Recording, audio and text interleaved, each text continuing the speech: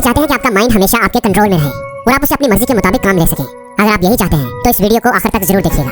आज मैं आपको एक कहानी सुनाऊंगा। इस कहानी में आपकी जिंदगी से जुड़े हुए कुछ राज छुपे हैं जो आपके बहुत काम आएंगे। आपको वो तरीका समझ आ जाएगा जिससे आपका दिमाग आपके काबू में आ जाएगा। किसी सल्तनत पर एक बादशाह हुकूमत करता था। उसे घोड़ों से बहुत प्यार था। उसके पास 4 जंगली घोड़े थे। बादशाह को घोड़े बहुत पसंद थे। बादशाह चाहता था कि कोई उन घोड़ों को अच्छे से ट्रेन कर दे ताकि बादशाह उन पर सवारी कर सके, लेकिन बदकिस्मती से कोई भी ट्रेनर उन्हें ट्रेन नहीं कर पा रहा था। जब भी कोई ट्रेनर उन पर सवारी करने की कोशिश करता, वो घोड़े उसे जमीन पर गिरा देते। बादशाह को वो घोड़े इतने पसंद थे कि वो किसी भी ट्रेनर को ये इजाजत नहीं देता था कि वो उन घोड़ों पर सख्ती करे, मारपीट करके उन्हें ट्रेन करने की कोशिश करे। बादशाह ने अपनी सल्तनत में ये मनादी करवा दी थी कि जो कोई भी उन घोड़ों को अच्छे से ट्रेन करेगा उसे 1 लाख सोने के सिक्के इनाम में दिए जाएंगे। इस इनाम के लालच में कई लोग आए, लेकिन घोड़े से गिरकर अपनी टांगें, अपनी हड्डियां तड़वा बैठे। फिर एक दिन एक नौजवान ट्रेनर बादशाह के दरबार में आया और कहा कि मैं आपके घोड़ों को ट्रेन कर सकता हूँ, लेकिन मेरी 2 शर्तें हैं। बादशाह थोड़ा हैरान हुआ। खैर, उसने पूछा कि बताओ क्या शर्तें हैं तुम्हारी। ट्रेनर बोला कि मेरी पहली शर्त तो ये है कि इन घोड़ों को ट्रेन करने के लिए मुझे 1 साल का वक्त दिया जाए, और मेरी दूसरी शर्त ये है कि मुझे एक काफ़ी बड़ी और खुली जगह दी जाए जिसमें मैं इन घोड़ों के साथ रहूँगा।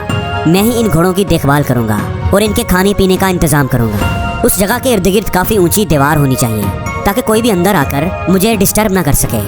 बादशाह ने सोचा कि जहाँ इतना कुछ किया है वहाँ ये भी करके देख लेता हूँ। बादशाह ने कहा ठीक है, तुम कल से आ जाना, तुम्हारी सारी शर्तें पूरी कर दी जाएंगी। वो ट्रेनर वादे के मुताबिक कल आ गया और सभी घोड़ों को एक बड़े से बाड़े में ले जा करके उसने छोड़ दिया, खुला छोड़ दिया। अब वो चारों घोड़े बाड़े के अंदर इधर उधर दौड़ने लगे। अब ट्रेनर ने क्या किया कि बाड़े की दीवार के साथ साथ दौड़ने लगा। कुछ देर दौड़ भाग करने के बाद उसने घोड़ों को चारा खिलाया, पानी पिलाया, खुद भी खाना खाया और आराम से उसी बाड़े में लेट गया। घोड़े अब भी बाड़े के अंदर आज़ाद थे, किसी को कोई रस्सी नहीं बांधी गई थी। शाम को वो ट्रेनर फिर उठा और बाड़े की दीवार के साथ साथ दौड़ने लगा। जब वो दौड़ता था तो घोड़े भी इधर उधर भागते थे। जब शाम हुई तो उसने घोड़ों को खाना खिलाया, पानी पिलाया, खुद भी अपना खाना खाया, घोड़ों को रस्सी से बांधा और खुद भी उनके साथ ही ज़मीन पर चटाई बिछाकर सो गया। सुबह हुई तो ट्रेनर घोड़ों को खोलकर बाड़े में भागने लगा। अब यही उसका रोज़ का मामूल था। वो ट्रेनर दिन भर घोड़ों को खुला रखता, उन्हें खाना खिलाता, नहलाता धुलाता, उनसे प्यार करता, उनसे खेलता और शाम को उन्हीं के साथ सो जाता। आहिस्ता आहिस्ता घोड़ों को ये लगने लगा था कि ये ट्रेनर उनका दोस्त है, क्योंकि जब से वो ट्रेनर आया था वो चारों घोड़े आज़ादी महसूस करने लगे थे। घोड़े भी अब ट्रेनर को प्यार करने लगे थे। ऐसा करते करते 6 महीने गुजर गए। एक दिन बादशाह सलामत घोड़ों की ट्रेनिंग देखने के लिए आए। बादशाह ने देखा कि बाड़े में आगे आगे ट्रेनर दौड़ रहा है और उसके पीछे पीछे घोड़े दौड़ रहे हैं। बादशाह को उसकी ट्रेनिंग पसंद आई, वो वापस चले गए। जब 1 साल पूरा हो गया तो बादशाह को पैगाम भिजवाया गया कि घोड़े बिल्कुल ट्रेन हो चुके हैं, बिल्कुल रेडी हैं। बादशाह खुशी खुशी उन्हें देखने के लिए आया। जब बादशाह वहाँ पहुँचा तो ट्रेनर ने बारी बारी चारों घोड़ों को लगाम डालकर उन पर सवारी करके दिखाया। सभी घोड़े आराम से बाड़े के किनारे किनारे दौड़ लगा रहे थे। किसी घोड़े ने भी ट्रेनर को गिराने की कोशिश नहीं की। बादशाह ने पूछा कि ये तुमने कैसे किया? ऐसा तो कोई भी नहीं कर सका, तुमने ये खास काम कैसे किया? ट्रेनर ने कहा कि पहले मैं इनके साथ रहकर, इनको आज़ादी देकर इनका दोस्त बन गया। मैंने इनका एतमाद हासिल किया। फिर मैं इनके साथ दौड़ता था तो ये भी मेरे साथ साथ दौड़ते थे। फिर आहिस्ता आहिस्ता मैंने इनकी पीठ पर काठी रखने की कोशिश की। शुरू शुरू में ये इसे गिरा देते थे, फिर आहिस्ता आहिस्ता ये सीट को लेकर दौड़ने लगे। फिर मैं इनकी कमर पर बैठता था जब ये खड़े रहते थे। कुछ देर बैठता था और फिर उतर जाता था। जब घोड़े मुझे पीठ पर बिठाने लगे तो फिर मैं उनकी पीठ पर बैठकर उनको दौड़ाने लगा।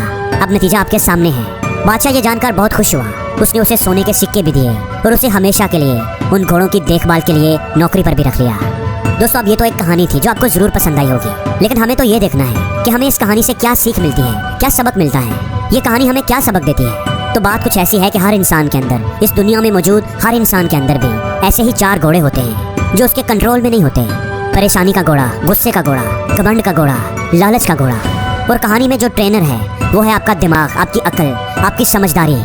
आपको अपनी अकल से उन चारों घोड़ों को ट्रेन करना चाहिए ताकि ये चारों चीजें, चारों घोड़े आपके कंट्रोल में रह सकें। लेकिन इसके लिए आपको उनसे दोस्ती करनी होगी, यानी पहले उनको अच्छी तरह समझना होगा और फिर उन पर लगाम लगानी होगी। और ये सब सब्र से, आहिस्ता आहिस्ता ही होगा। जोर जबरदस्ती से और एक ही दिन में ये कंट्रोल नहीं होंगे। जैसे अगर हम सबसे पहले बात करेंगे परेशानी की, ओवर थिंकिंग की, तो परेशान होना किसी मसले का हल नहीं है, बल्कि अगर आपकी ज़िंदगी में कोई प्रॉब्लम आ गई है तो उसे ठंडे दिमाग से समझने की कोशिश करनी चाहिए, उस पर तसल्ली से गौर फिक्र करना चाहिए।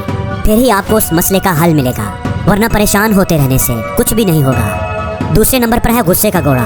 गुस्सा करने से किसी दूसरे का नुकसान हो या ना हो, पर अपना नुकसान ज़रूर होता है। कुछ बातों पर, कुछ चीज़ों पर तो गुस्सा आ ही जाता है। जैसे अगर कोई आपकी इंसल्ट करे या आपके साथ कोई ज्यादती करे तो गुस्से का आना लाजमी है। लेकिन कब, कहाँ और कितना गुस्सा करना चाहिए, कब करना चाहिए और कब नहीं करना चाहिए, कब हमें अपने गुस्से पर काबू पाना चाहिए, उसे कंट्रोल करना चाहिए और कैसे कंट्रोल करना चाहिए, यही अपने ट्रेनर यानी अपनी अकल की मदद से उस गुस्से के घोड़े को आहिस्ता आहिस्ता सिखाना चाहिए। तीसरा है घमंड का घोड़ा।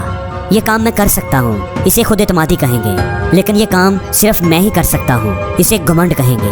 हमें खुद पर एतमाद करना चाहिए, खुद पर फख्र करना चाहिए, लेकिन खुद पर कभी भी घमंड नहीं करना चाहिए। यही बात हमें अपनी अकल के जरिए इस तीसरे घोड़े को समझानी चाहिए। चौथा घोड़ा है लालच। लालच अगर इल्म का हो तो अच्छा है, लेकिन अगर जहालत और बेइल्मी का हो तो बुरा है।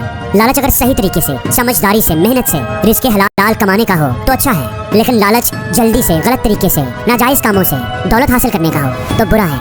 यही फर्क अपने उस चौथे घोड़े यानी लालच को समझाना चाहिए। और जिंदगी में हर रोज कुछ नया सीखो, नया सोचो, नया करो, लर्न करो।